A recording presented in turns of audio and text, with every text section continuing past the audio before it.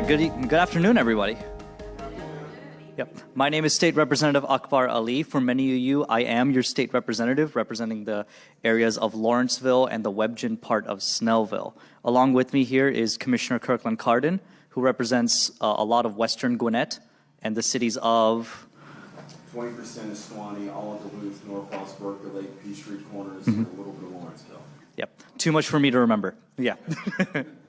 But yeah, our districts do overlap, and so we decided to hold a town hall to cover not only county affairs, but also the legislative special session that just concluded yesterday. Okay, so I will go ahead and get started. The order of this will be that I will give the legislative recap, and then Commissioner Cardin will give the county recap, and then we can take some questions from the audience as well. Okay, thank you so much for coming here today as well. All right, to get started, nice titles page. Okay, so the special session overview, we're just gonna get right into it. Now, for those of you that do not know, the state legislature, the state house and the state senate, are in session for 40 days out of the year, which is the only time when we can actually legislate, pass laws, and do our affairs. That is usually from January to April, okay? Now, what the governor did is that he called a special session, meaning that we go back to the Capitol for a certain allotted time, usually to cover whatever the governor outlines that we need to and nothing else. Now, what the governor asked us to cover was a QR code issue, to consider redistricting and gerrymandering our maps, and also any sort of property tax relief. Those were the three main things which we will go over today.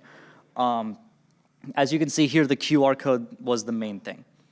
Now, the long and short of it is that in 2022, or maybe 2021, but around that time, after the 2020 election, the state legislature decided to enact a law saying that our voting machines, when they print out the ballot, the machines read the QR code that is printed, not the actually printed results that you vote for. Now, they made it so that our machines would have to be required to switch away from the QR code onto the text itself.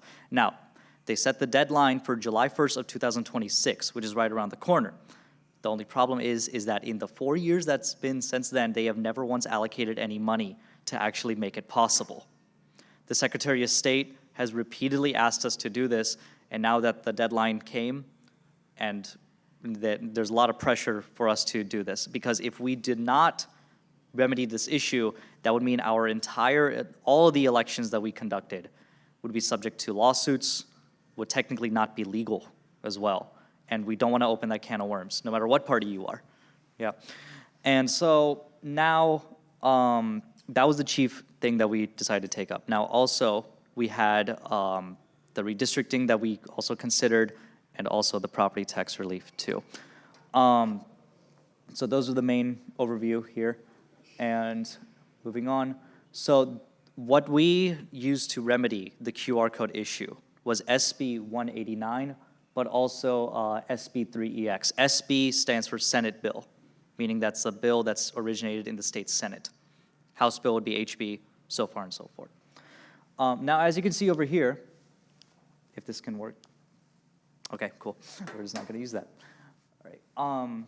3EX, which was proposed and passed, was that it was a clean bill, just extending the QR code deadline to 2028. So July 1st of 2028, so it just gives us extra time to either allocate the money or to just figure out what to do with this. So it admittedly just kicks the can down the road. However, through a lot of debate, because the state Senate wanted to add an amendment to make it so that all elections were paper ballots and hand counted. A lot of different results because of that, and a lot of different arguments happened because of that.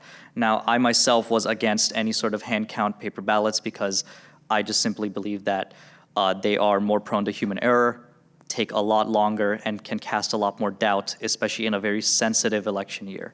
And also because our voting machines, the ones that we have contracted, their contractors also up this year.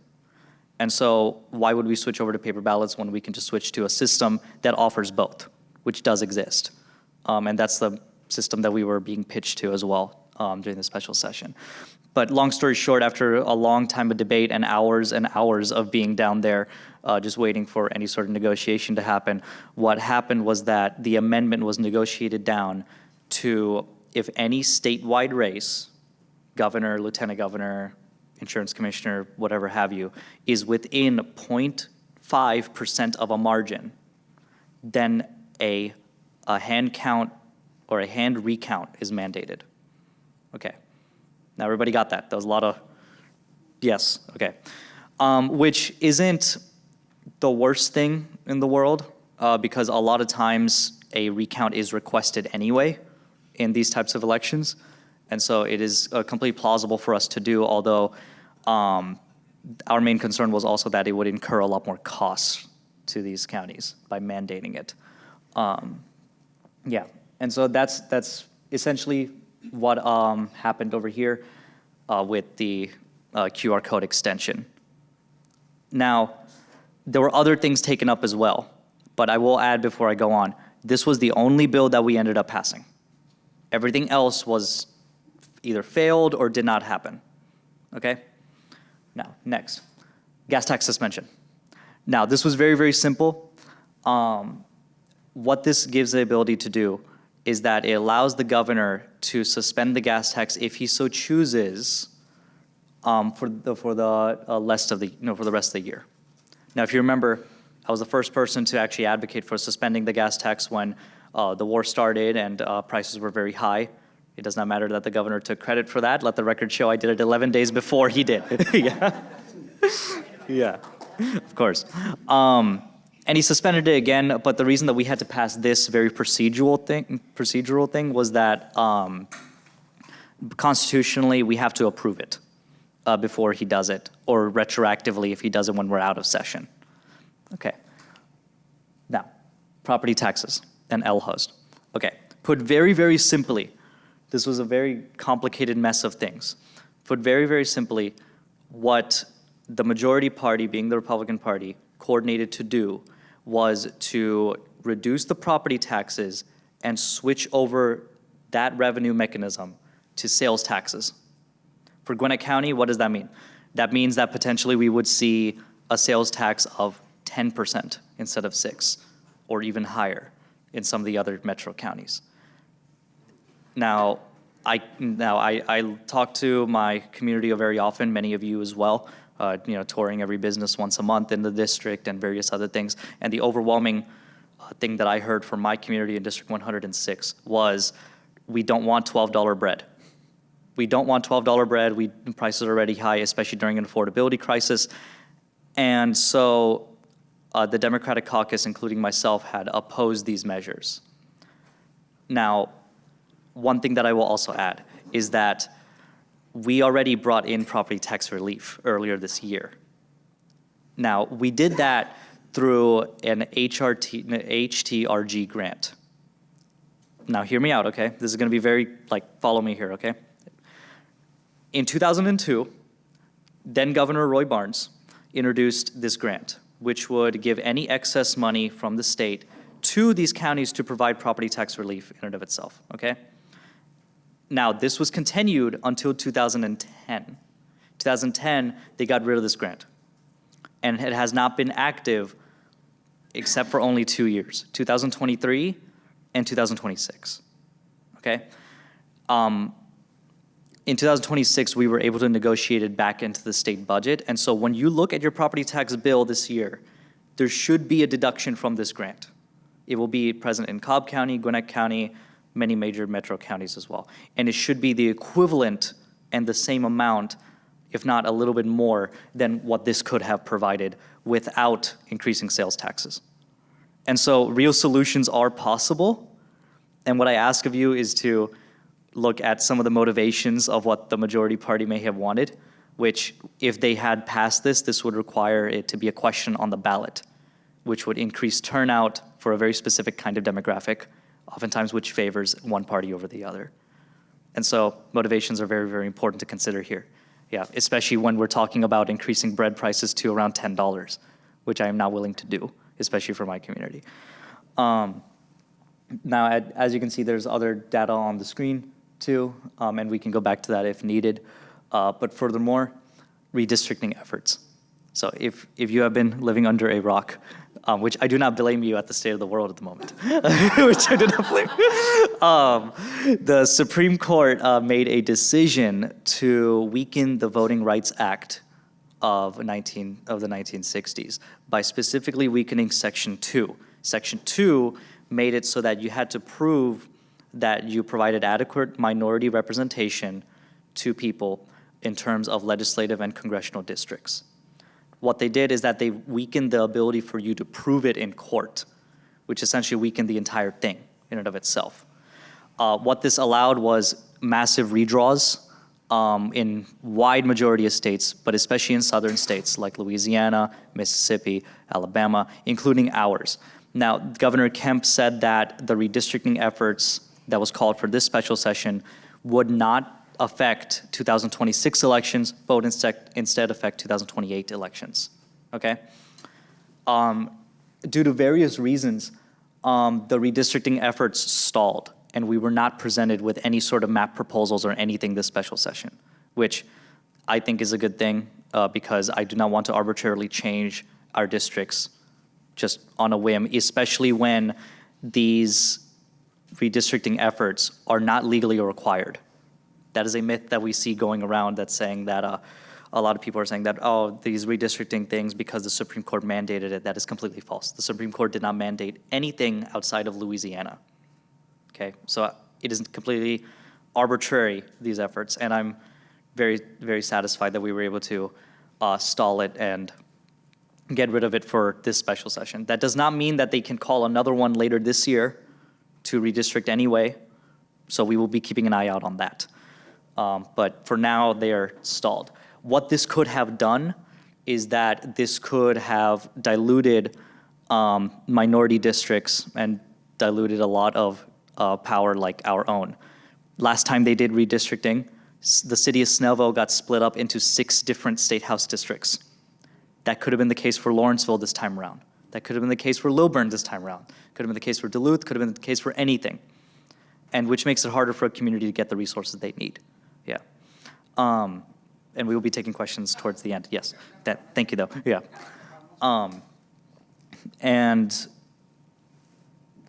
Furthermore, this was due to a very strange kind of thing that we're seeing here, where even though the governor was very much for redistricting, even though the lieutenant governor was very much for redistricting, it still didn't go through. So we're seeing like a very strange time within midterm elections, especially because the governor and lieutenant governor are termed out. And so this is why I say we should not rest very easily if we oppose this, because it could be brought up later this year. Okay, furthermore. Oh, okay, well, that is it for the legislative side of things. Yes. Okay, do we have any questions regarding anything that I have covered so far? And do we need to go back to any slides? Yes, Kate. What do you think the likelihood is that they will try to do anything in November? Because Okay. Oh, good. Thank you, Susan. Yeah. you can answer too. It's fine. So. Because like I know this is on you. I know we were in contact because I was like, what's going on? You're like, I'm here to do my job. I respect that, but and I'm not blaming you. I'm not blaming anyone on our side. As a taxpayer, and I think most of us in this room are looking and going, What is the point? why did they waste your time? Why did they waste our tax money? And I mean, because I was just irritated for us. I was irritated for y'all too, because y'all, I mean, you're an incredible representative. Thanh you. If you sucked, I would tell you. You know. Sure, yes. I would expect nothing less. I mean, well enough to know, but like, and we have some really good people on our side too, and it's like, why are these people having to come in when they should enjoy a little bit of downtime they should have? Sure. Yes, yes. So that's why, was there anything accomplished, and also what's the likelihood for November? So to answer the first part of your question, the redistricting, it really, really depends on what November's outcome looks like. Gotcha. Okay, so what I have been told, I'm getting a little partisan here, but what I've been told by some of my Republican colleagues that sit right next to me is that it really depends on if the governorship flips parties or not. If they do, or if any other statewide elected officials become Democrat instead of Republican, what the plan is on their side is to redistrict using the new data, but also to take away some of the elected officials' powers, as they did in North Carolina and other states as well.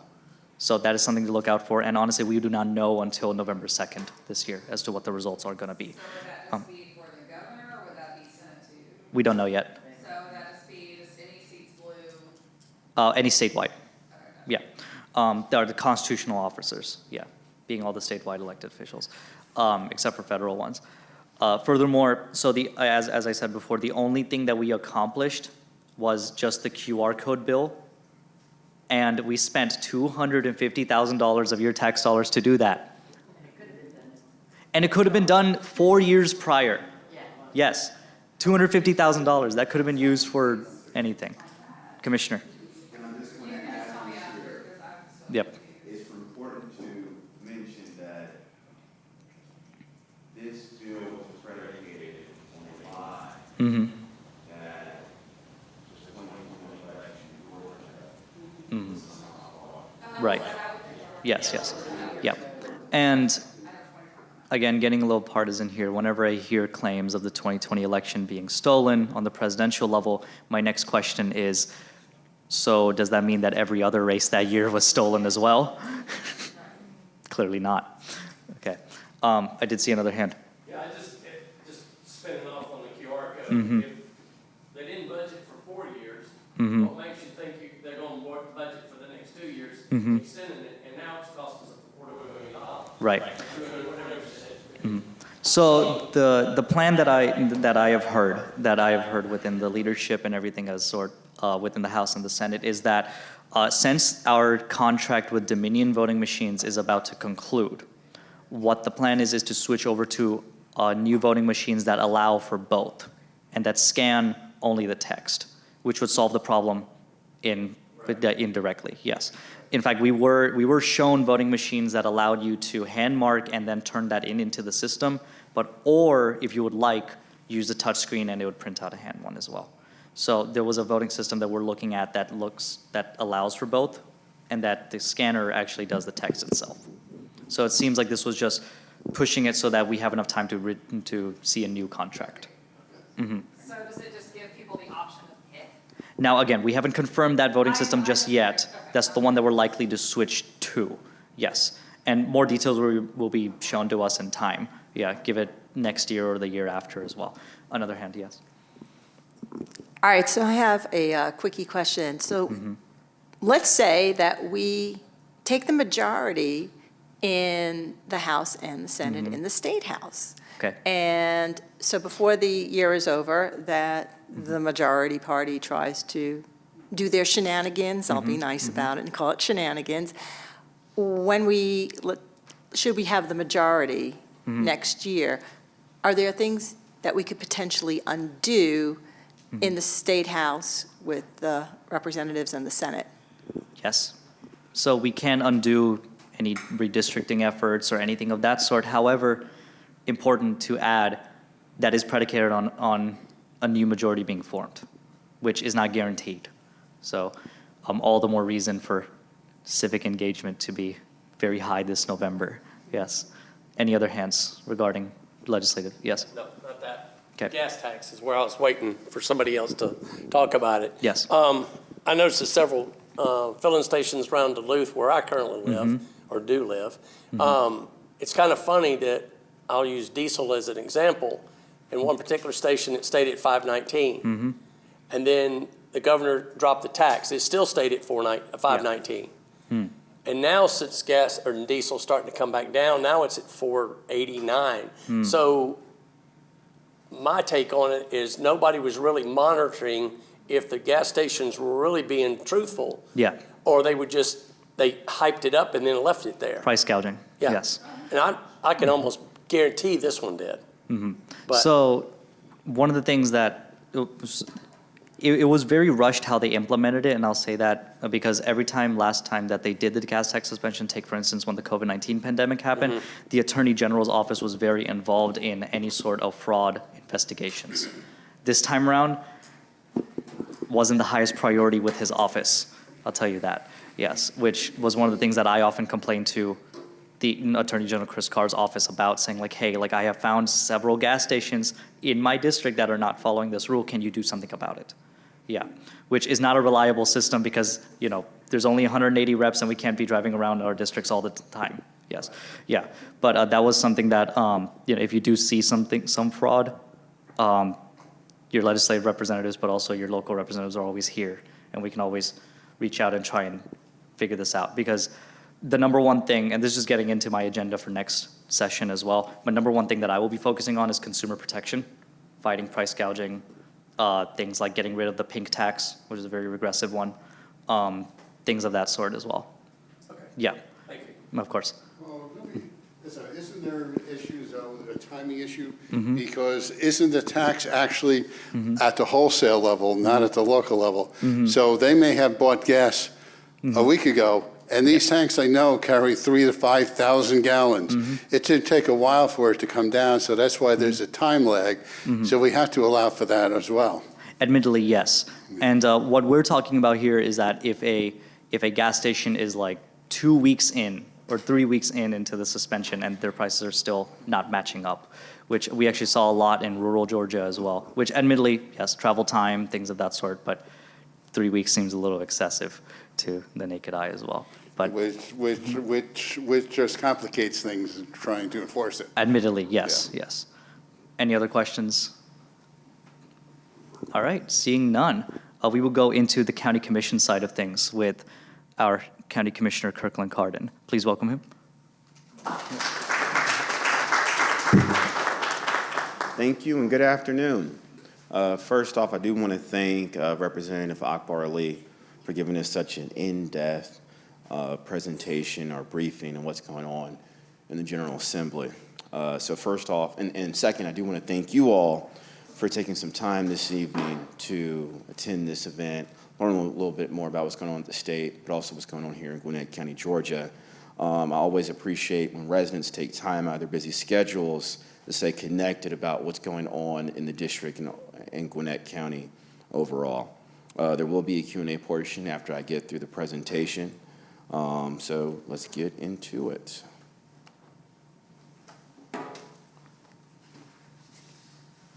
First thing I want to talk about is the budget, right? That's one of the biggest responsibilities we have as a county commission. The first meeting every year in January, we do approve a budget. And for 2026, the Board of Commissioners approved a $2.58 billion budget, which is a massive budget, but was a reduction of $84.6 million from the prior year's budget. Of that total, $2.15 billion covers operational expenses or essential government services, such as public safety, emergency response, public health, and workforce investment initiatives that we focus on. So that 2.15 was really the basic services that we focus on here in county government. The remaining $431 million is designated for capital improvement projects, ensuring we're able to continue to enhance our transportation, our parks, our infrastructure, our public facilities, many of the things that a lot of Gwinnettians, may take for granted, the things around them that they use day to day. So some of those key initiatives that were included would be updating our 911 phone system for faster responses, making sure we're enhancing that service. Another thing we use it for is investing in community resources, such as resource centers to help bring services closer to our residents and neighborhoods. Think one-stop shops, things like that. Keeping our roadways safe, making sure they're repaired and maintained in a timely manner, and continuing to provide safe and clean drinking water for our residents. Beyond the budget itself, the Board of Commissioners also focused on building the right framework to address some of the challenging problems that we're experiencing in our county, and I'll get into that next, such as our homelessness task force. So true story, this is the history behind this task force. I represent District 1, some really commercial areas, and we've seen an increase in homeless activity in some of these commercial corridors. So I think it was a budget conversation that I had with the chairwoman and the administrator, Glenn Stevens, and we're talking about, the rise of this issue in our commercial corridors, which, mind you, is how we generate a lot of the money, which we're able to pay for services. So it's like, what are we going to do to get a handle on this before it gets, unmanageable, especially since we're a growing community with the World Cup here. We got to get a handle on this, especially if we want to redevelop these areas and make them nice and desirable for many, many years to come. So after a group conversation, one of the things we landed on was creating a homelessness task force. So that task force will be made up of 10 members, and each commissioner will have an appointment on the task force. So I know I'm skipping ahead of my notes, but if you're interested, I suggest you reach out to your district commissioner if you have a passion or some kind of professional or volunteerism experience dealing with homelessness, mental health, substance abuse, things like that.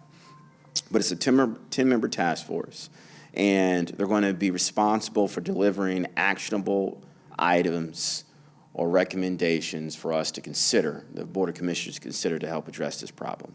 The task force will be jointly coordinated by the Planning and Development Community Services, by the Department of Planning and Community Services, with members appointed from a range of different sectors. Members will meet monthly to, again, identify those service gaps, gather public input, evaluate best practices, look at other practices in other communities and more. Ultimately, the goal of this task force is to present recommendations, as I mentioned before. So we're looking for people who want to do some work, get involved, and help address a problem to serve on this task force. Applications are due July 15th. So, like I said before, if you're interested, feel free to reach out to me directly. We do have a portal on our website that we take in applications. You can fill that out, and they come to my inbox. Next thing I do want to talk about is economic development changes we've made. I'm really excited about some of the things we've done with our economic development ordinance. For those who have followed me over the years, especially for my reelection in 2024, one of the things I thought we really had to do is make sure Gwinnett has modern, competitive incentives to make sure we're able to attract key industries of today and the future, and making sure we're able to use our economic development ordinance creatively to help us address some of our affordable housing challenges. So I'll get into that. So earlier this month, my colleagues and I, it was last week actually, we passed an amendment to our economic development ordinance that actually changed the name of it. It's now called the Economic Development and Housing Incentive Ordinance. The most significant changes is that I'm a details guy, and I can talk about development all day, but I'll spare you the boring details. If you work in government, you know it's easier to, when you're giving incentives, it's easier to incentivize something by giving an entity money you expect to get opposed to money that you already have out of your pocket, right? This is what it does, right? By using things such as property tax abatements, we're able to help developers who focus or have a specialty on developing workforce housing or affordable housing, help them with the monetary assistance they need to do it. Primarily, the main ways of funding affordable housing in Gwinnett was historically the low-income housing tax credit, which is a federal program. I'm not sure if you're following the news or the events of the world, but there's not a lot of stability or reliability with the federal government, especially with today going on with affordable housing, am I right? So it's incumbent on us as local elected officials, as local leaders, to listen to y'all and think creatively to address the problems of our community. This does that. It provides incentives for private sector developers to encourage them to develop workforce housing. On top of that, as I mentioned before, there are incentives in place to help industries or recruit industries such as advanced manufacturing, healthcare, clean energy, and more. Again, making sure we're able to attract jobs to Gwinnett County, Georgia, and keep Gwinnett economically competitive for many years to come. And let's just get into some of the numbers about what we're doing in District 1, right? So this year alone, 190 affordable housing units were completed, with another 121 units under construction now in the pipeline, scheduled to be finished later this year or early 2027. Since taking office, which would be January of 2021, The county has invested $17 million in affordable housing projects in District 1 alone. So I only represent 1/4 of the county. I'm just going to do a rough estimate here, but as you can see, that's a lot of money going into affordable housing for that priority. All right, the next thing I do want to talk about are some of the redevelopment efforts around the county. One of the ones top of mind, you may have heard, is the Crest Point Village development in Peachtree Corners. This was the conversion of a former extended stay hotel in Peachtree Corners. It was called Springs Swallows Lodge Extended Stay. We were able to work with a number of different community partners, work to redevelop it. We have a project now that's underway, broke ground in February. And what it will be 73 affordable housing units targeted for seniors and youth exiting the foster care system. So all the units will be reserved for low-income households earning less than $45,000 a year. So again, we're being creative. We're working with community partners, using the money and resources we do have to help address this problem. And I really think this sets an example for other communities to follow across the country, where you're able to take a blighted property that's not really addressing community needs, and you're able to get county government to play an active role and use that property to be a value add for the greater good. So 70% of the units will be dedicated to special populations, as I said before: seniors, youth experiencing homelessness, youth aging out of the foster care system. Another big project I want to focus on in District 1 is Gwinnett Place Mall. You know, this is something I've talked about for many, many years, going back to being a city councilman, over 8 years now. But I think we've made a lot of progress since we've been on the Board of Commissioners. We issued a request for proposal last year. We had a lot of interest from the private sector. That RFP went out in December. We closed that. County staff is now doing interviews with the firms that were top selected. So I believe we'll be in a position to make an announcement of the development team that will work on this project come Q3 of this year, which that's a huge milestone from where we started, right? Remember, first year of office, that March or April, we bought the property or are buying parts of the property.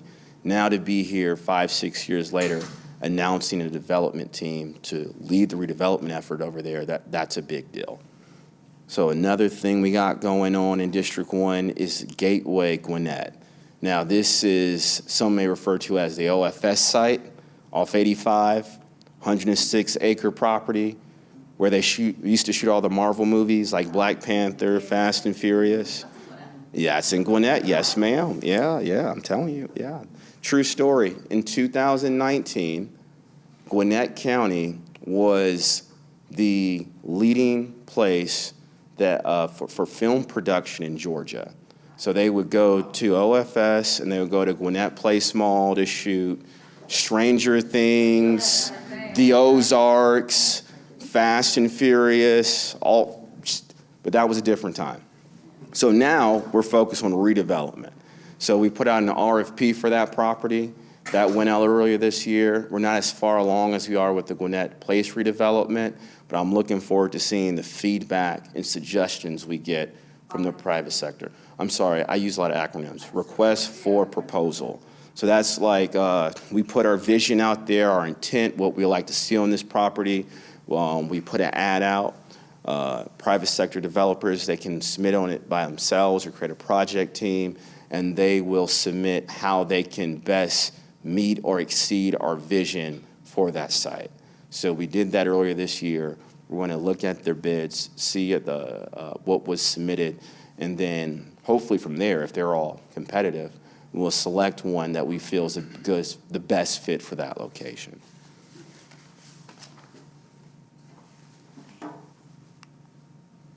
All right. And if you didn't get enough property taxes from our state representative, It's never enough, because it's the bill that hits you over the head every year. So let's talk about some of the things that are going on, the process. This isn't a town hall on property taxes, so we're not going to get that deep. But if you own property in Gwinnett, you should have received your annual notice of assessment. I know I received mine last month. The notice simply informed you of your property's assessment for the value as of January 1st of 2026. It's important to note that this is not a tax bill. It's just a value on the notice, right? It's just a notice letting you know the value of your property. And that value will be used to calculate your bill later this year. This brings me to an important deadline. So next Monday, June 29th, is the last day to appeal your property assessed value. Your notice is also listed any homestead exemptions currently apply to your property. So look at that. And if you think there's an exemption that you're, I guess, should apply for or is applicable for your situation, now's the time to flag it and try to apply for it. There are listed, your exemptions are listed at the bottom. Homestead exemptions are the best way to save money on your property tax bills. Gwinnett offers a number of exemptions, including the value offset exemption, which, if those of you know, it freezes your taxable value of your home when you're granted your exemption. So that's a fancy way of saying when you buy your home, whatever that value is at that time, it freezes your value in time, so your county portion, I see a lot of crazy looks right now. Look, I am not with the school system. I am not your mayor or your councilman. I'm your county commissioner, and I'm only reporting on your county property taxes. So when you get your bill, you're going to see it for the county, city, school system. Generally speaking, this is just a general comment, right? The bulk of your bill is going to be from your school system, all right? The next thing, if you live in Duluth or some of the other cities, that actually might be your second highest portion. Your lowest portion, generally speaking, is going to be on your county, right? So everything I'm saying is only applying to your county property taxes. If you want to talk with the other ones, go talk to the other ones, all right? We'll invite them next time. Yeah, or we'll invite them next time if they show up. But we're one of the few local governments in Georgia that offer this exemption. There's only a handful of governments that offer it in Gwinnett, offered in Georgia. It applies to county government portion of your bill, as I said before. Not your school, not your city, but it's still a meaningful savings worth taking advantage of. I will tell you, I have friends and colleagues that I work with in my other job that live in some of these metro Atlanta communities without a VOE. When there's increase in assessments of their property year after year after year, 20%, 30%, 25%, they see that increase in their county bill and they have to pay it. So don't let the perfect be the enemy of the good. Oh. All right, so for property contact information, if you have any questions about your property value, your tax bills or exemptions, you can reach out to the assessor's office or the tax commissioner's office directly, and they'll work to address the situation that you present to them. They'll try to provide you with some information. We're lucky to have our tax assessor in the back, right here. Can you wave? That's the guy. So if you got any questions, he's the guy you want to send it to. And here's his information right here.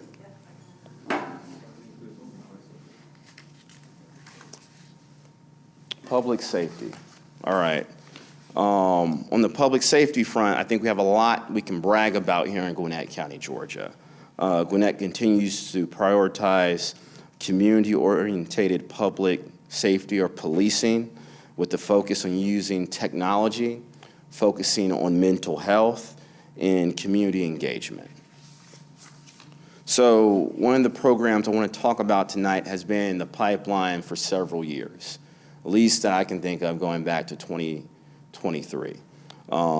It's an initiative worth highlighting. It's called the Community Service Aid Program with the Gwinnett County Police Department. It was launched last year with 6 aids. Now, these aids handle low-level, non-threatening calls or administrative tasks, which frees up sworn officers, post-certified law enforcement, to handle emergency calls and strategic crime prevention. So, to make a long story short, we've created a program that allows people who aren't sworn officers to handle different tasks. So it frees up those sworn officers to focus on more high-level priorities. This isn't a novel new program. It's in practice in other parts of the country, but it's new for Gwinnett County. This program, in the first 5 months, anytime these aides are on shift, they handle 13% of all police calls anytime they're on shift. Again, 13%. They're able to free up to allow our officers to do some of the more significant matters. They've participated in over 2,500 direct patrols, handled 1,202 traffic calls, and have assisted with 1,278 general calls. So, according to our police chief, this program has led to faster response times, increased officer availability, improved service to our residents, and allows us to more effectively use our resources.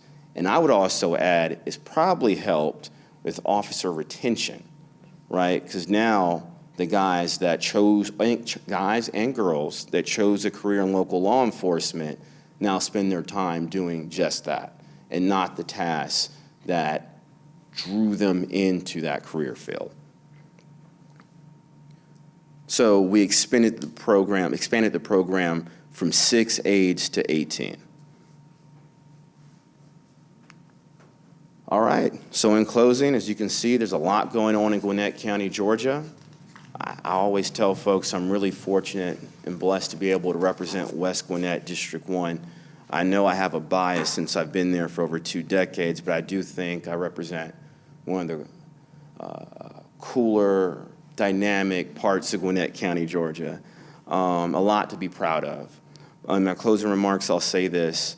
I do have a newsletter keeping people up to date of news, events, programs, board appointments. So you can sign up for that newsletter at gwinnettcounty.com/District1News. If you're looking for ways to volunteer your talents to help us in Gwinnett County, Georgia, you can always find ways to give back. You can apply for the next Citizens Academy, which opens later this spring. I believe we're on the 50th cohort of our police academy. I saw something in the news for that today. They're taking applications. Gwinnett 101 is a great way to learn about what's going on in Gwinnett and get involved. I know some people in this crowd have participated in that. True story, we have 4 district commissioners. Of the 4 of us, 3 have went through the program.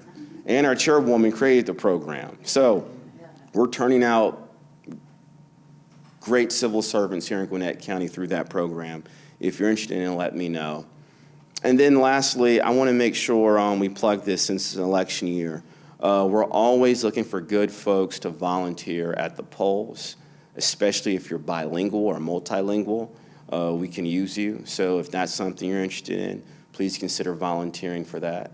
It's not volunteerism, we actually pay you. So if you want to work the polls, let me know. I'll be happy to assist you with that. If you have any other questions or ideas, do not hesitate to reach out to me at kirkland.carding@gwinnettcounty.com. Artine, can you wave your hand in the back? That's the Chief of Staff. She is the, remember in The Wizard of Oz? She's behind the curtain. She helps me do everything I need to do. Contact one of us and we'll be happy to get your situation addressed or get you some information. Now, with that said, I'd love to open it up for some questions. Yes, ma'am? You were saying you're working on affordable housing, and with how the rates have gone ridiculously Right. up, what are you considering affordable? That's a great question. Let's talk about it. And I think to answer that, HUD would say, and industry professionals that work in the housing or affordable housing space, if an individual or a household is spending more than 30% of their annual income on housing, they become housing strapped, or it stresses them in other ways, right? That means that's less money they have to pay for their student loans, childcare, car repairs, et cetera, especially if it's rent. I mean, that's less money they have to save for an actual home. Gwinnett County, America, is in a housing crisis. In Gwinnett County alone, the median household costs in any given month is somewhere hovering around $460, $450. All right, the median income, household income in Gwinnett is still at less than $80,000. It's hovering around 79, maybe 80 any given year. We have a lot of Gwinnetians that, if they're young, they're experiencing barriers to get into housing, whether it's owner-occupied, fee simple, or rental, or they're like many people, including myself in this room. I bought a house at one point in time, and if I want to continue to live in this neighborhood or in my district, I'm going to have to come up with some more cash. And if they can't, they're just stuck. They're frozen in that location. And since the Great Recession in Gwinnett, we were at a pace where we were building homes at a rate that kept up with market demand. We've never been able to keep up with that. So due to the lack of supply, it's a supply-demand formula. Due to the lack of supply, it has increased the cost of housing in Gwinnett County. And again, this is not an issue just indicative of Gwinnett, it's across our country. Now that we laid that foundation, let's talk about some of the AMI levels used to determine affordability. Generally speaking, if an affordable housing development is around 120 to 80% AMI, that's going to be like your market rate housing with a little bit of a discount. If it's 60% AMI, that's when you're getting to your civil servants, your teachers, your firefighters, maybe your county commissioners, so they can have a place to live. The lower you get in the AMI levels, that's when you're subsidizing that individual, and when you get down to 35% AMI, if it were not for that community, they probably would be homeless. These are your indigent, disabled seniors that need this assistance, or they would be homeless. To answer your question, what affordable is, due to that math problem, it can change in different parts of Gwinnett County. Our goal, I'm going to say our, because it's not just me, I'm only one of 5 commissioners. The majority of the board believes we need housing in this county that meets people in different phases of life and different incomes, wherever they are, so we can have a community that's holistic and we have a workforce that's able to live in our community, right? When you have a workforce that has to drive back and forth to Jackson County to work their service job at the Hilton, that exacerbates the number of problems here in Gwinnett County, all of which I won't get into. But it's always been my goal to make sure that we treat housing as a priority and we have housing of different types to meet people in different phases of their life. So I know that was a lot, but hopefully I answered that question. I was just curious, because our house is open. We've been in our house for 40 years, but it is, over the last 6-8 years, it's like tripled in value. I'm in Lawrence, actually in Lawrenceville, and so they build all those lofts, and when they started building them, and they're coming in at $350,000. Like for the little townhomes and all, and that's really hard to see how that is affordable for people starting out. So that's why I was asking. Well, it's not, and it sounds like in that situation, with the information I have, that's just fee simple market rate housing. And if you take a complete laissez-faire County government has no role in this. Let the private sector decide this thing. You're going to leave a lot of people behind. You're going to increase that homeless problem that I mentioned earlier. So I and my colleagues believe county government has a role of responsibility to partner with the nonprofits, the faith community, business leaders who want to work with us to deliver affordable housing for our workforce, but also create a toolkit that has incentives that will incentivize the private sector to develop workforce housing that they would not do on their own, such as that townhome community you were talking about. Yes, ma'am, the lady in the So speaking of the unhoused task force, what have you guys, I know you guys haven't come up with it yet, but what are some proposed solutions? Because I know there are some great things happening Right. in Gwinnett, but I'm also hearing about horror stories downtown of people who are unhoused who've been killed in some of the, when they've gotten rid of the, you know what I'm trying to say, the encampments. Oh, yeah. So Yeah, I know you guys are great, Yeah. but I just want to make sure that we don't have that coming to Gwinnett. So I would like to know what is being discussed as far as solutions. So I think it's a little too early. Is it Like, too early? we just created this task force, formally created it this month, right? We're still taking applications till July 15th. So they've not been able to get to work and come with recommendations just yet. But it is our goal, if you get staff, the full-time professionals, you partner with the right people, you appoint good people to this board, and give them a focus, and give them the tools they need to be successful, this board will take those recommendations seriously and try to see what we're doing wrong, right? You say we're good, but we're not perfect. Yeah. What service gaps exist? What do we need to do a better job of? What are we missing? What are we doing good and what are we not doing so good at? And have action items to actually make a difference. Because again, if you don't get a handle on this problem, it will get worse. I don't speak in absolutes, but that is one thing I'm absolute of. Yes, ma'am, Laura. Yeah, so I have been monitoring the situation with corporations buying up housing Right. and renting it, and Corporate landlords. Yes, corporate ma'am. landlords, and they're just leasing. They're not going to resell. So they're making home ownership very unlikely. I hope this is something that the group will take into consideration. I don't know if the legislature is considering doing something about it, but I know there have been proposals, Representative Okoye, but yeah. So I share your concern.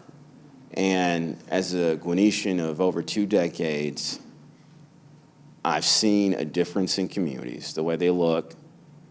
And as a commissioner who sees the data and works with planning staff, I've seen how communities have transitioned from a small portion being rental to 70 or 80% being rental by LLCs that are based out of New York, Texas, Florida, et cetera.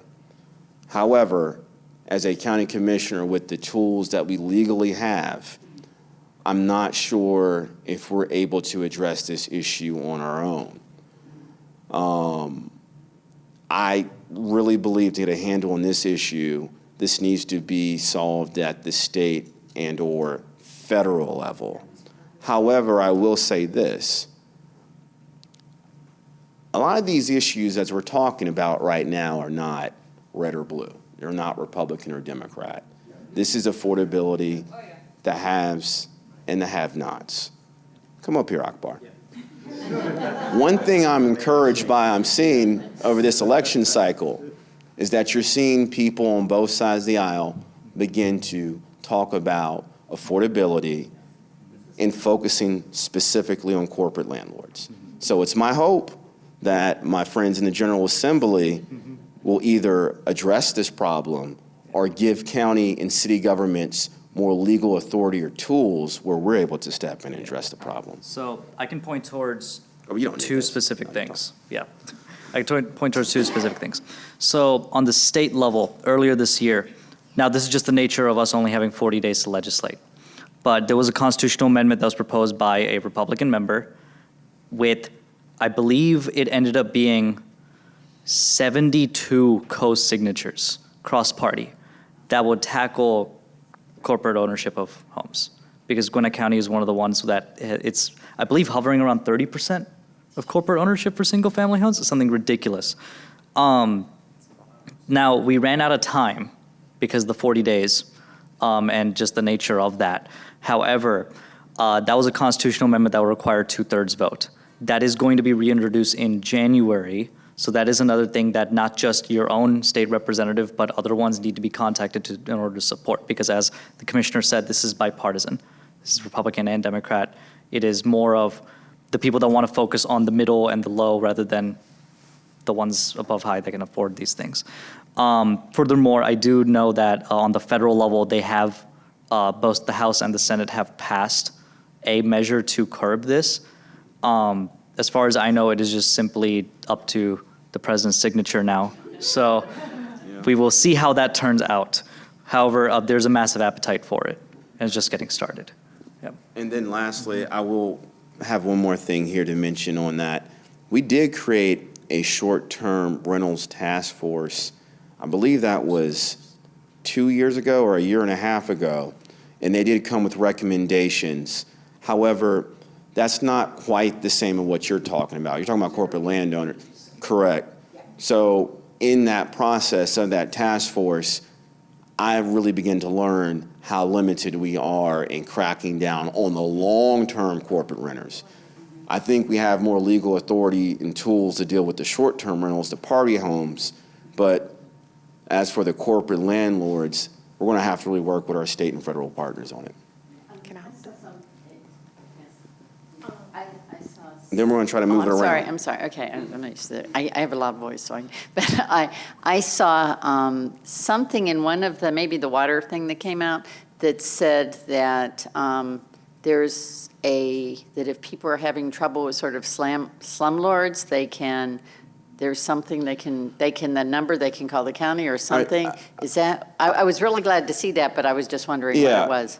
So I'm glad you mentioned that. That's one of the things I'm happy we were able to do in 2 years ago. It was July. It was about 2 years ago to the date. Yeah, we created a internal inspections ordinance that gave county staff, specifically our code enforcement officers, legal authority to do interior inspections for commercial properties, not commercial, we'll say for rental properties, to check for the health, quality of life issues in these dwellings. So I'll give a brief example. And thankfully, it was an issue that was raised in D1, true story. It was a winter. A tree fell on a duplex, left the roof exposed. This young woman reached out to my office trying to get homelessness assistance because her slumlord of a landlord refused to properly repair it. So her roof was exposed to the elements, and this was a cold spell. So because her absentee landlord failed to reinvest in that property and get it to a standard that was livable, she was coming to us for homelessness assistance, which was just god-awful, terrible. But at that time, we did not have the legal authority to go inside and look for the quality of life issues, do those kind of inspections. Thankfully, that went into effect July 1st of 2024, and we're now able to do that. It's my hope that over time, with task forces like the short-term rental, working with our planning and development, we'll continue to have ordinance changes that strengthen renter protections, quality of life in these multifamily or for rental properties. And again, this is for rental, right? We are not, have no focus on ownership, fee simple property. I fundamentally believe if you have a commercial property and you are generating money from that property, you have an obligation to reinvest a portion of that money to ensure that there's a basic standard of living in your property. And if you don't, we will use all the levers of county government to penalize you and force you to sell it to someone who does. That's a great segue to something I'm working on now, which is called a blight tax. But we'll save that for another town hall, because I know y'all got some questions. I don't want to monopolize the time. Let me hear from my girl, Kat. Hi, Commissioner. Hello, State Rep Akbar. Thank you so much for both of what you're doing. And my passion is the unhoused. Yes, ma'am. Our veterans, you can loop that in there as well, lump that in there as well. First, what's the acronym AMI? Average medium income. Average medium income. Yes, Thank ma'am. you so much. I just wanted to make sure it was on the same page. Average medium income, okay. And then I know the task force just started, but what outcome are you looking for with that task force? What material, what data are you hoping to pull down from that task force? That's the first question. I'm specifically looking for recommendations. So I'm looking for them to do studies, do the research, talk to the stakeholders they need to, and then when it's all said and done, they have a piece of paper saying, commissioners, this is the problem, and at the end of this paper, at the end of this essay, here are the recommendations, the action items you can take tomorrow at the next board meeting to vote on or consider that would address it, right? So for example, you have a gap in service with Meals on Wheels. It's designed for this, but you're not covering this. So therefore, I recommend that you take action X that will result in Y. I just use Meals on Wheels for an example, but you know what I mean. Absolutely. I'm looking for direct action items. Okay.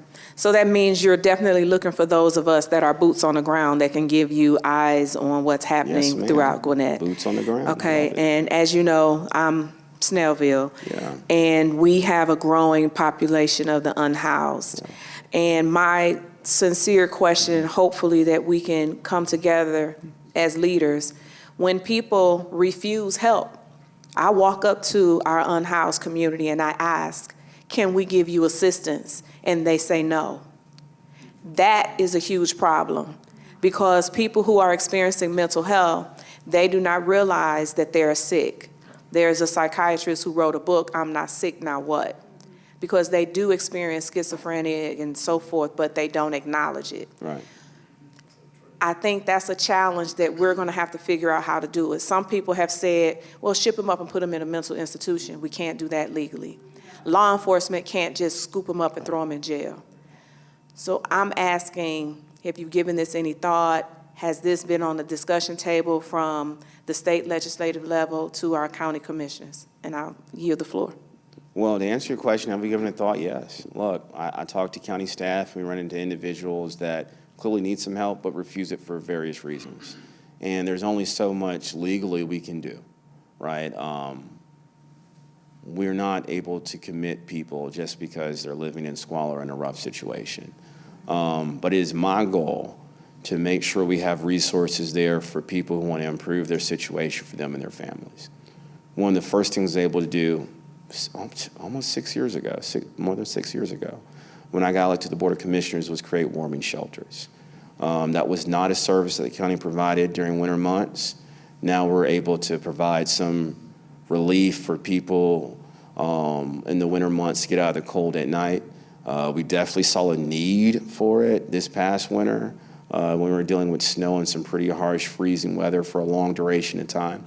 So again, I'm not a mental health expert. My goal has always been to listen to those who are experts that come with recommendations, or have them provide recommendations and we deliver solutions. So, you know, I would say, you know, you got my contact information. Reach out to your district commissioner or me, and if this is something that you're really passionate about, serving on this task force, let's have a conversation about how you can get involved. And as for the state level and what we can do on this, a large portion of what we can do and are willing to do is that we direct action from the state level almost never gets manifested, just because of the nature of like how we function in relation to county government, in relation to a lot of local government. So what we do is that you usually allocate funds for programs like this. Take, for instance, earlier this year when I got a budget request from the city of Lawrenceville who wanted to hire a clinical manager for their, I believe it's called a One Stop Lawrenceville or something of that sort, which they started up, for homelessness and for homeless men in particular. that was to secure funds for their clinical manager. And so a lot of portion or a lot of action that we can take is really just working with local governments to make this a reality.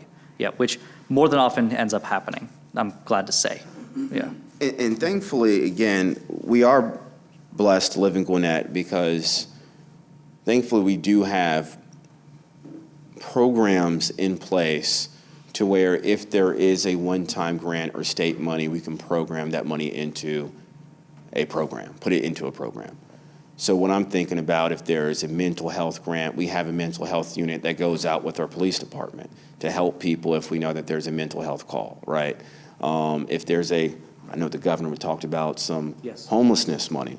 Well, guess what? We have programs, we have staff dedicated to that. So if there is a windfall of cash from our friends in the governor's mansion or in the state legislature, we're able to take advantage of that and leverage that money to the best of our ability. Huh? Oh, yes, we can't do it by ourselves. Yeah, I mean, we got 17 cities in Gwinnett County, the most cities in one county in Georgia. Any of these, all these issues we're talking about, whether you're homeless or you're dealing with housing insecurity or public safety, we have to work creatively and collaboratively to get government out the way to get you solutions. Because whether you live in Duluth, Norcross, Peachtree Corners, you don't care about the bureaucracy of government. We have to do a better job of servicing our residents and getting the bureaucracy out the way. And for those of you that do not know, Catherine Hardrick here is actually a Snellville City Councilwoman. Yeah. Yeah, my favorite city councilwoman. Oh, yeah. I won't tell the others who said that. But no, she does a fantastic job and is like a fantastic partner for us. And been a great addition. I'm proud to see her in that role. All right, any other questions? I'm gonna try to move back because I know now I'm gonna come back and get you up front. We gotta go back here. Thank you so much for your time, Commissioner Kirkland and Representative Ali. So I'm actually, my name is Josiah Felto. I'm here today representing the emerging 100 Black men of North Metro Atlanta. We service Gwinnett County, North Fulton, and Cobb.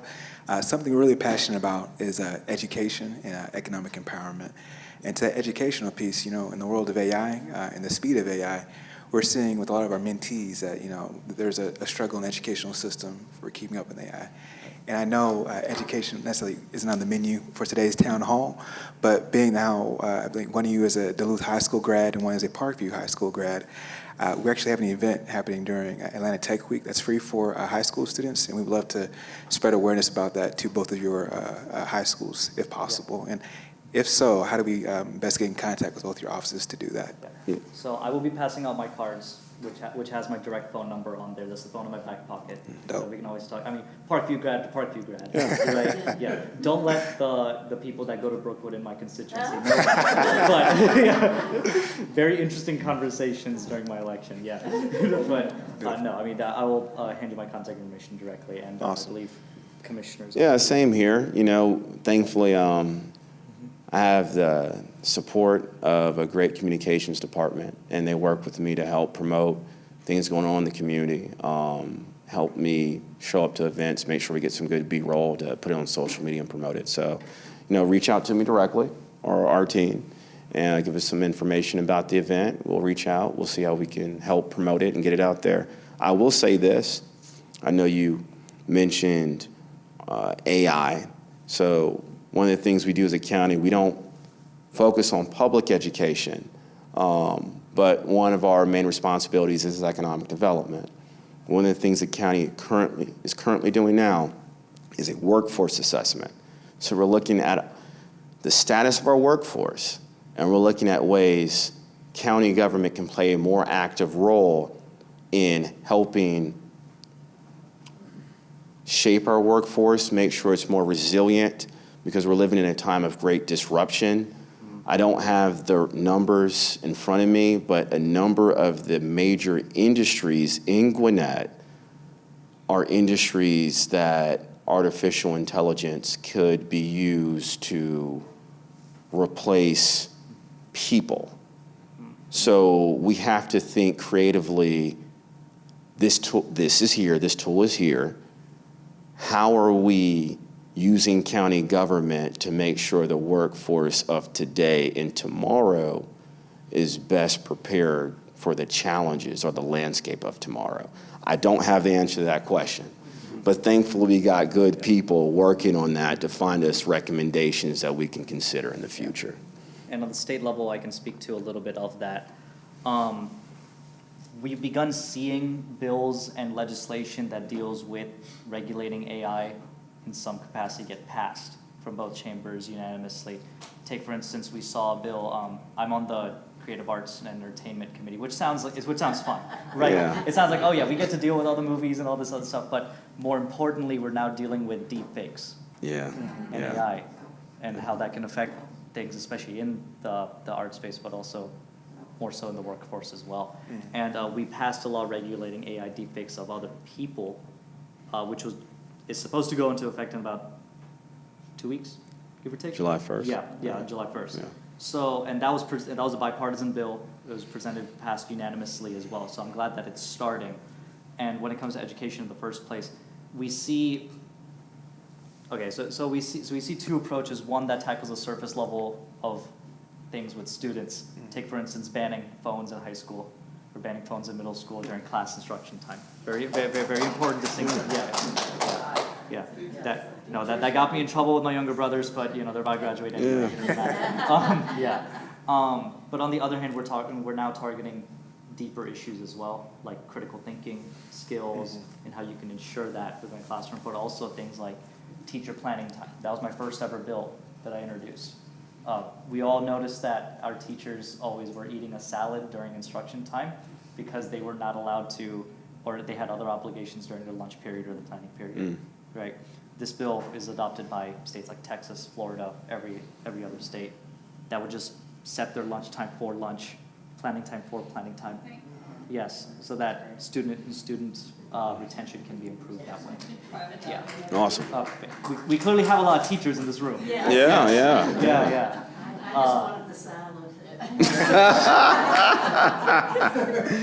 I only lasted 6 months so long term, so you clearly did better than I did. And so hopefully by the next town hall, I can report that we've made a lot more progress, that we've begun to get this done. Beautiful, thank you. Young lady in the white. Hello, my name is Lexi White. You may recognize me as the person who keeps coming and asking you to cancel the $500,000 per year flock contract, but my question right now is not about that. I was a part of San Francisco's homeless population for about 2 weeks. I was in and out of hotels. So homelessness, I'm very delighted to hear about the homelessness task force that Gwinnett County is creating. But in light of San Francisco's failure to fully address homelessness for a variety of issues, but mainly due to the misallocation of taxpayer funds to bad actors, will this task force have a directive to study failures from the recent past so that we don't award program money to organizations that profit from the proliferation of the homelessness crisis? Yes. I mean, look. The purpose of this task force is to assess the problem and find out how to better service these individuals, okay? If there's something that we're not doing well, if there is a vendor not meeting up to its obligations, that needs to be information that needs to be shared with us or the members of this task force, and then we'll work to address it. Again, the purpose of this task force is to make sure we're being efficient and we're making sure we're able to meet the goals of that task force, which is improving the homelessness situation in Gwinnett County, Georgia. There's a public safety concern to it. There's a public health element to it. And as I said before, it is growing. I've lived in this county for over 20 years. I've never seen it this bad. And I don't mean to fearmonger or pander, but it's at a level I've never seen it at before. Now, there's one thing I do want to talk about that you touched on earlier, is the flock cameras. And first off, nice seeing you again. I remember you were at our Tuesday meeting. And I remember we knocked doors for my wife and Rua earlier this summer. But I think the issue that I hear from folks with the flock cameras is the potential, or not the potential, in some cases, the documented abuse of these cameras from individuals or bad actors in the system, correct? So there are cases of people who have access to these cameras and law enforcement abuse it to maybe stalk their lover or ex-lover, use that information to abuse them. That's terrible. That individual needs to be prosecuted at a level where it deters future bad actors from abusing the flock camera system. However, there is great good, and this is my personal opinion, we can agree to disagree from anybody in this room, there's great good in using this technology. When I first took office, flock cameras were used a good bit in Gwinnett to crack down on the illegal street racing. How many of y'all remember that as a result of the pandemic? The young kids that do the donuts and, you know, maybe get in an accident. It was just crazy. But we used flock cameras to crack down on that. My first term in office, we saw a string of commercial burglaries, property crimes around Gwinnett Place Mall. We used flock cameras to crack down on that criminal ring, and we prosecuted a lot of people. And we did such a good job, or not we, our police department did such a good job, they won an award for that criminal investigation by bringing those people to justice. So I understand people have concerns about the use of data, of it being retained and it being used by corporations or the federal government. We can have a conversation about data storage. I personally consider myself a civil libertarian. But the issue to me is not the camera or the technology itself, it's the use or abuse of the technology. And one other thing I'll add. Now, I know we talked about the value add of this, but let's be real too, there's a monetary benefit for this. They repair and maintain these flock cameras at a facility in Gwinnett County, Georgia. I've toured the facility. It provides employment, blue collar, high paying jobs for young men and women of different backgrounds to work on this equipment.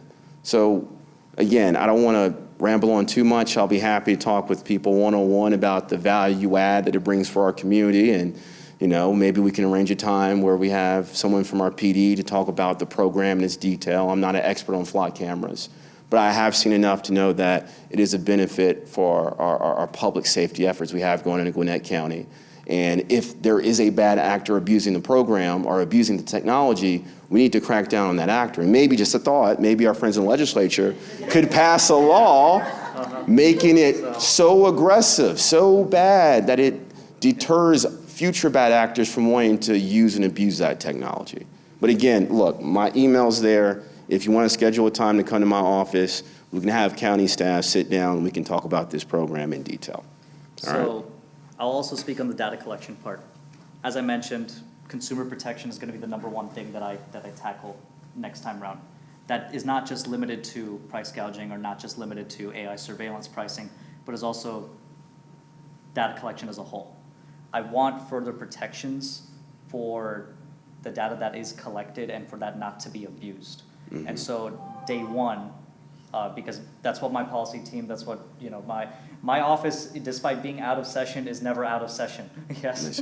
And so that's what our team is developing right now, where it's like, can we create a package of this and get some cosigns from not only people from this side of the aisle, but on the other side of the aisle, so to get it passed even in a bipartisan House and Senate and potential governor, so that we can get protections for people. Because again, I'm sure we all been victims of this. Hell, I've gotten 18 scam calls of things that have been purchased not in my name that I have never even once bought. You know, I am not particularly the demographic that has bought dress shoes with 8-inch heels, is it? Yeah. However, you know, I'm getting calls about that, and so I want protections of that, not just for myself, but also the people in my district.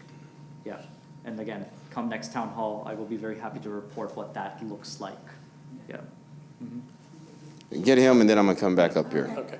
Quick question. Yes, sir. Is there going to be a moratorium on apartment complexes and self-storage units?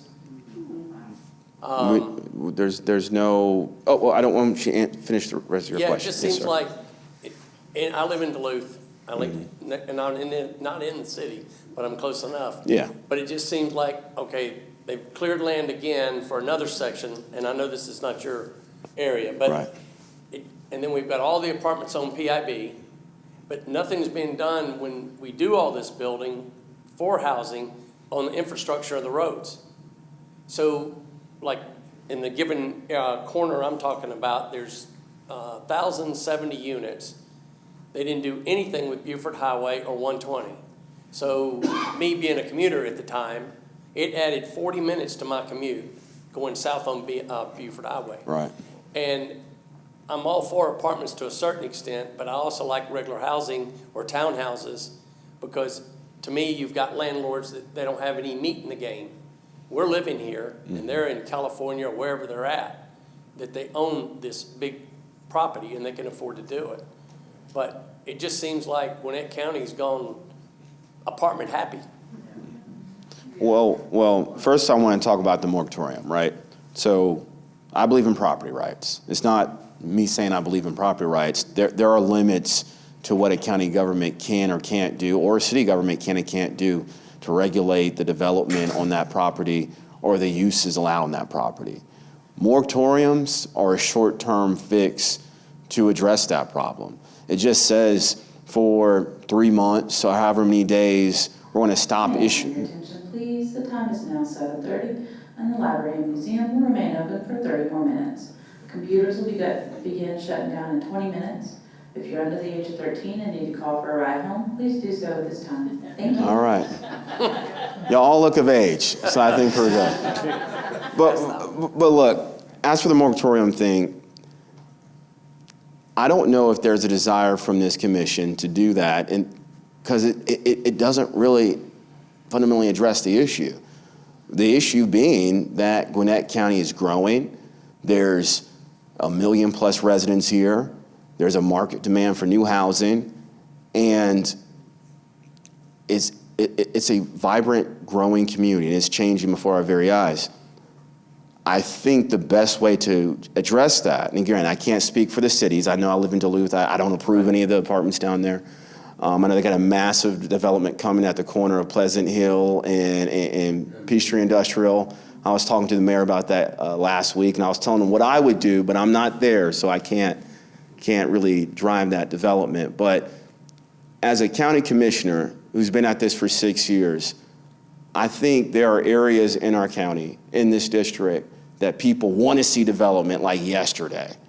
And what we need to be doing as commissioners and planning staff is directing development to those areas, following our comp plan, and guiding development away from areas that would be more controversial or more of a burden to residents. So I'll give you an example. As I mentioned earlier, Gwinnett Place Mall, there's 91 acres plus there. It's not including the acreage around the Ring Road. We need to be forcing or driving. I can't force anything. I can drive or encourage or incentivize development at areas like that, areas off Jimmy Carter, areas like OFS, the redevelopment of Sugarloaf Mills, those blighted commercial properties that aren't living up their full potential, Gas South Arena, drive development apartments there, and candidly, away from areas like Rock Springs Road, where I know there's a ton of single family and some townhomes there. I know if I get a rezoning there, I'm gonna get a bunch of angry people at me. I need to drive development away from Old Peachtree Road, right? Because I know that's a 2-lane road. I know that connects my mom's neighborhood, so she's gonna be mad at me. And that doesn't make sense. It's not smart land use or planning. So I guess to tie the knot on this, Gwinnett's changing, and I've always been the kind of commissioner that says, I wanna help guide the growth or facilitate the growth. I understand there's nothing I can do to stop it. So how can I make sure this growth happens in a way that's a value add and less intrusive for the residents who are here? I think we do that by smart land use planning. Hopefully I answered your question. Was that satisfactory? Yeah, okay. somewhat. Okay. And I agree with you, because like Gwinnett South, the South Arena, I mean, there's plenty of acreage over there. It's an empty Yet parking lot. You've got so many people in, unfortunately, downtown Duluth, and it's just chaotic, and it just creates more traffic. Well, I will speak as a former city council member in Duluth. That was by design, right? Downtown Duluth was dead. It was literally antique shops, ran down dilapidated buildings from like last century. And I'm not being facetious. It was just really nothing going on there. The goal and intent was to create a urban, dense core that is congested, that has a ton of apartments, but it creates economic life and vitality for the city.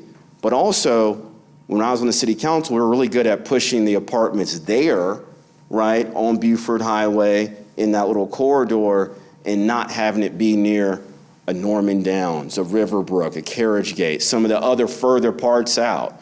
So we believed in rings of density. So, you know, look, I understand it can be, you know, annoying or burdensome to drive through 120, because again, my neighborhood's on 120, but it does create a sense of destination. I believe that's what's attracted so many people to Duluth over the years.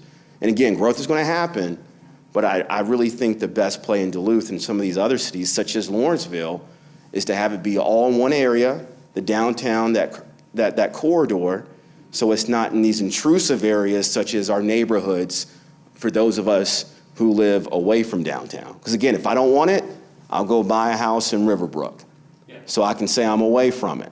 But if I want to be in the mix in that urban corridor, then I can go buy a house in downtown Duluth by the cemetery or go rent one of the apartments. So I'd love to talk with you more about it, but hopefully I answered your question. Okay, thank you.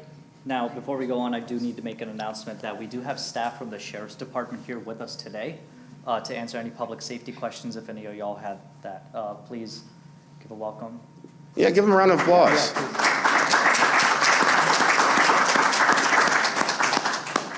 Do we have any? Public safety related? No? Mine got answered earlier, so. Okay. They do great work. Yeah. They're always looking for people, so if you want a job, give them an application. No, I'm playing. I have my card, you will hire. Be mindful during this time of year. During this time of year, a lot of people are out because it's warm, right? We had incidents in Stone Mountain, over 30 incidents of cars being broken in and stolen. We had a total of 44 here just in Lawrenceville in 2 days. So be mindful of your items that you leave in your car, right? Anyone walking by may think it's some value to them, right? So make sure you keep those items, your purses and things, hidden or taken out of your car. Make sure you're not leaving any kind of weapons in your glove boxes, right? The majority of the time, that's what they want, right? So be very mindful during this time of year. A lot of people walking around looking in cars, checking cars, making sure they're locked, right? Make sure they're locked. Don't make it easy for them. Why is this time of year, out of curiosity? Well, it's warm. Everybody's out. It's hot. Well, Inside what they see. a lot of Georgians like it like that. I know, but I mean, if it's this hot, I want to be in a pool. Or inside. Any other questions? I'm going to get you up here. Oh, well, one more thing. Yeah, go for it. Yeah, we got you. I'd like to put out some dates. Because I don't want to keep you guys here too long. No, do you think? About some dates here for you, and you can put it in your calendar. Okay, we're going to have our 6th annual Back to School Bash on Saturday, July the 18th. Would you like to come up and? I'm going to hold you long, just these dates. All right, Back to School Bash is a book bag giveaway. July the 18th, Gwinnett Fairgrounds. I guess I don't need this, right? Gwinnett Fairgrounds. We'll also be giving out book bags, serving food, fun activities, giveaways. There's going to be a free health screening given. This is going to be our partnership, Live Healthy Gwinnett. And we're also very proud of the 6th annual Thanksgiving giveaway. I don't know if you guys ever been to that, but that is amazing to see the things that we do for our community.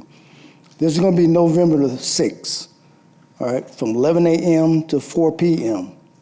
The book bag giveaway is 11 a.m. to 3 p.m.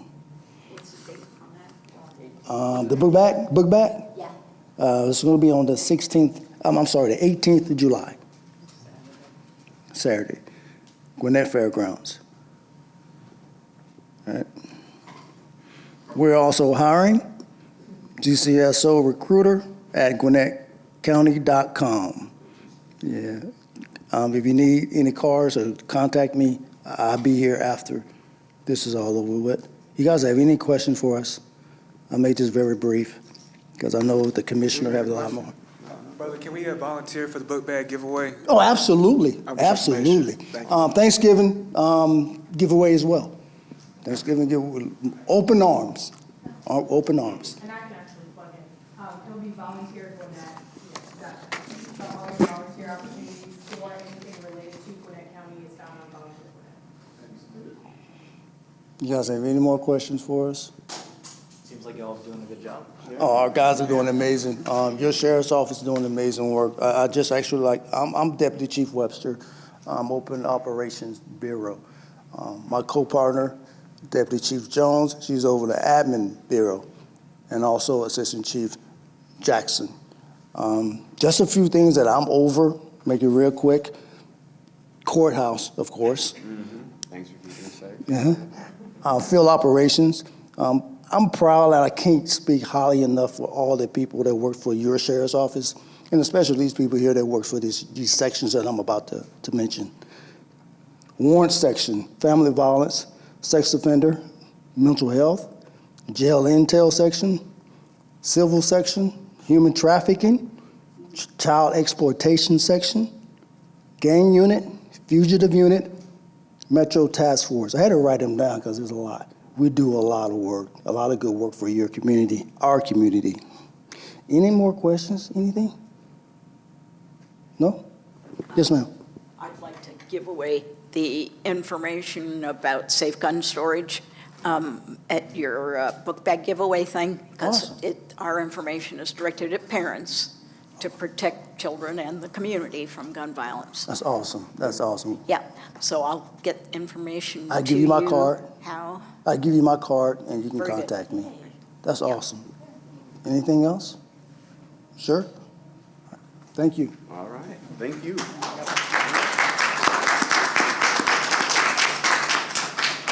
All right, now we got some more time. We're doing decent on time. I know you got a question up here. Sherry, go for it. Okay, so, I pretty much have my ear to the ground amongst Gwinnetians throughout the entire county. And this is something that I wrote about a couple of weeks ago, but damn, this one thing just keeps coming up over and over, and it just doesn't stop. So while everybody is concerned about affordability, I'm hearing, and it came up like 3 times in the last couple of days, data centers. I know there are none in Gwinnett County. There are what? Right now, there are none in Gwinnett County as far as I'm aware of. No large ones. But as far as what people are seeing online with what's happening in DeKalb, people here that live in the county are like super concerned about data centers, not in my backyard, affecting their quality of life. And, what are we as a county prepared to do about them to, with regard to a potential very large, very disruptive data center? So I figured I'd ask the question on behalf of everybody who's bringing it up. I will also add that I've also seen a lot of data center horror stories. So I'm also very curious as to what you guys have to say about this. I've seen some of those horror stories, how they've impacted the environments of communities, the aesthetics of communities. But thankfully, I've never seen those horror stories in Gwinnett. I'll get to it. So, there are data centers here. I'm sure our tax assessor can affirm that because they're on our tax digest. True story. Going back to one of the things we talked about earlier, the updating of our economic development ordinance. There was language in it to provide economic incentives for data centers. That language is struck out before we approved it. I think as a county, you're going to see the Board of Commissioners work with staff to have a thoughtful, robust discussion on how to approach data centers. The approval process, the rezoning process, and economic incentives, if there needs to be any. Because candidly, I'm not convinced that that's an industry that needs additional incentives to come to a community, considering the massive corporate money that are behind these entities. But again, that's one man's opinion. I'm one of 5. We're going to have that conversation. To the best of my knowledge, I can't think of any. I'm turning to you like you would know. My bad. I thought you were Artine. She's usually like my left hand, and I'm like Artine, and I usually do that. And I look at her, and she gives me those eyes. You're just like, no, you're doing just fine. But there's no applications for rezoning for a data center at this time. But I will say, I do think the county needs to make some changes on the entitlement process. Technically, and I don't mean to fearmonger, but by right. In a C2 zoning district, you can have a data center. It's treated no differently than commercial development. So, but again, thankfully, there is a willingness on this board's leadership to want to make changes and have a discussion. Yeah. And you want to? Yeah, go for it. Yeah, I can talk a little bit on the state level on that. Again, it is mostly a local level issue when it comes, because it's mostly zoning. Right, it's mostly tax incentives from cities and counties. I'm very proud to say that Gwinnett County, where we all live, is pretty good on this issue. There was only one vote from memory, or one piece of legislation from my memory, that dealt with this this past year.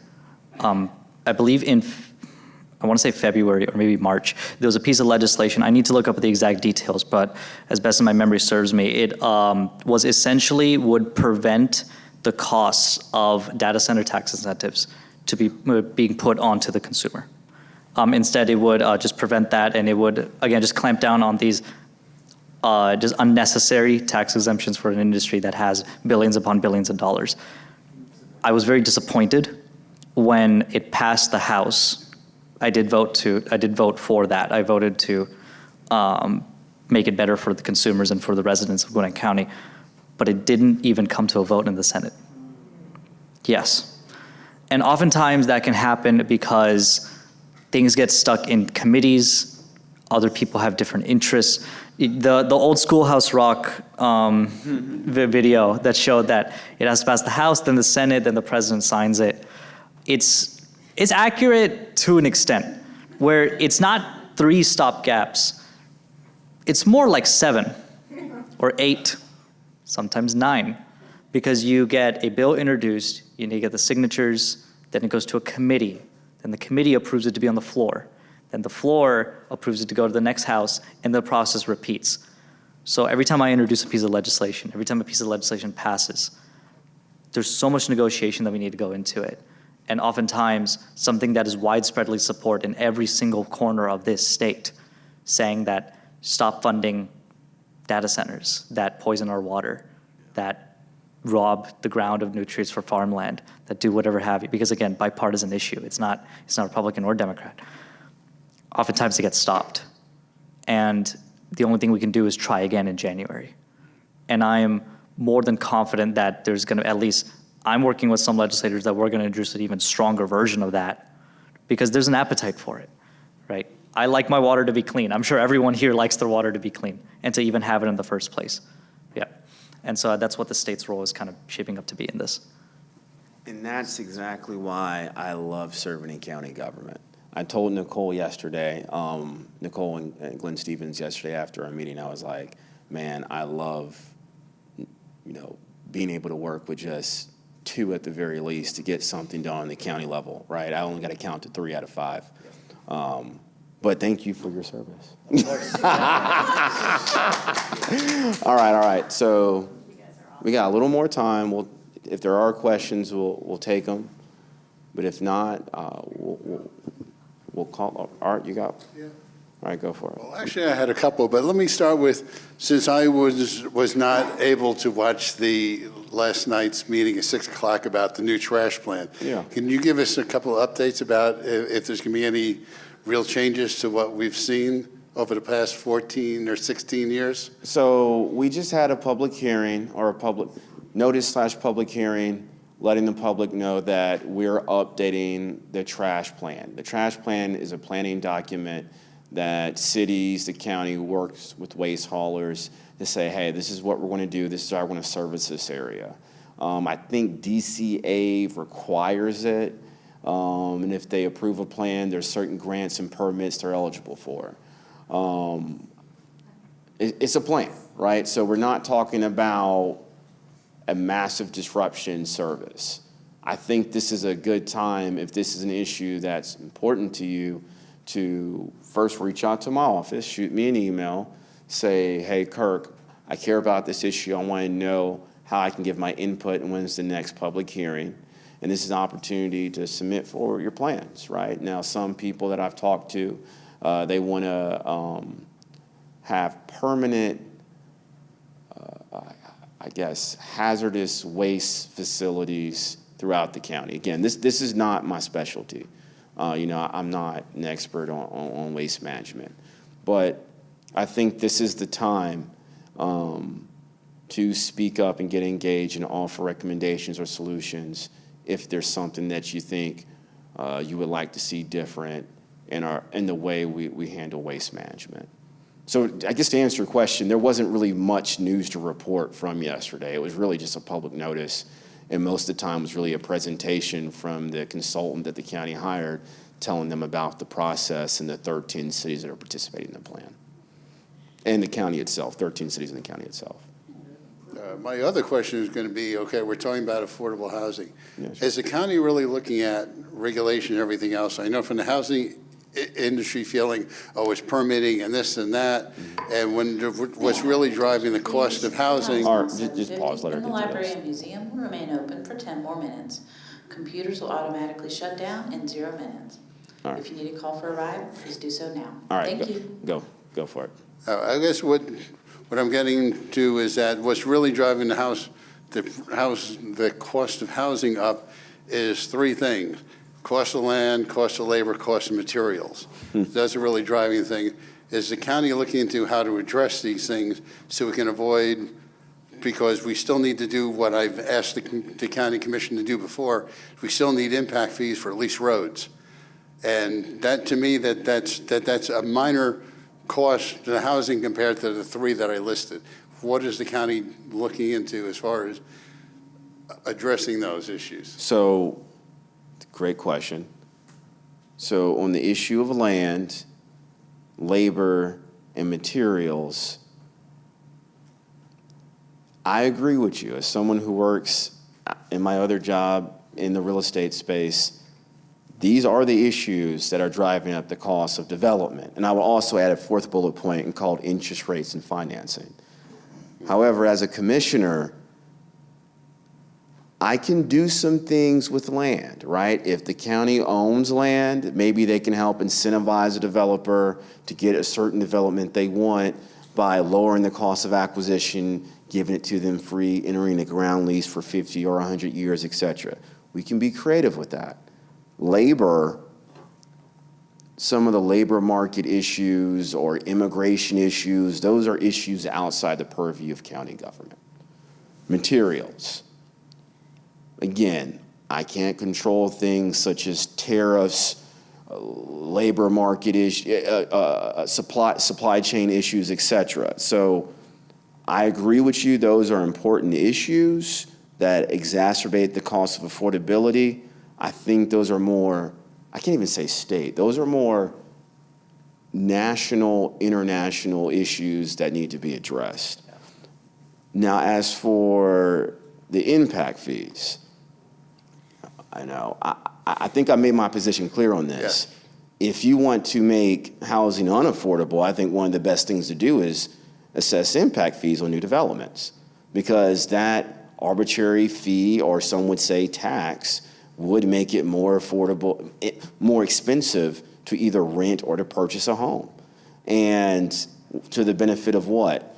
To collect a couple million more dollars to pave roads. I think there are already mechanisms in place, dedicated funding sources to help offset or cover the cost of infrastructure improvements. We have a SPLOST that has funded many of projects in Gwinnett County, Georgia, that I think helps address those infrastructure needs. In that SPLOST, we have money set aside for parks, for fire EMS, for economic development, et cetera. I like something like that, a flat sales tax that is shared with all Gwinnetians and visitors, opposed to imposing a fee or tax on new development that the newer residents would be carrying the burden of improving infrastructure improvements for the rest of us. But they're the ones who cause the burden. That's the whole point of the impact fee. I would And as disagree. this gentleman brought it up too, we're putting up things, and what are we doing about the roads? So I would say agree to disagree. My reply for the roads would be, we have a SPLOS, a special purpose local option sales tax, a pennies tax, that's used to generate revenue to improve our roads, to improve our parks, to improve our bridges, et cetera, and candidly is done in a more equitable way that shares the cost or that burden with all Gwinnetians and visitors. And candidly, I think assessing a impact fee is regressive and puts the burden on new homeowners, many of which are young. Look, if we have an affordability problem, to me, the issue is building more homes of different types. Assessing a fee on new development makes the problem worse. And I'm not sure it's going to raise enough money to make a meaningful impact on the infrastructure improvements. But again, Art, Yeah, I know. that's Well, my I'm gonna say personal that opinion. The SPLOS doesn't either, because Agree having to sat on disagree. several of those committees, the last SPLOS committee that met 4 or 5 years ago, the county DO says that we have $6 billion worth of road projects. The SPLOS is raising $600 million towards May I it. have your We're not attention, raising please? enough. The time is now 7:55. But and the I'll library leave and it at that, museum will Kirkland. close Thank in you. 4 more minutes. Please complete your final transactions at this time. Thank you.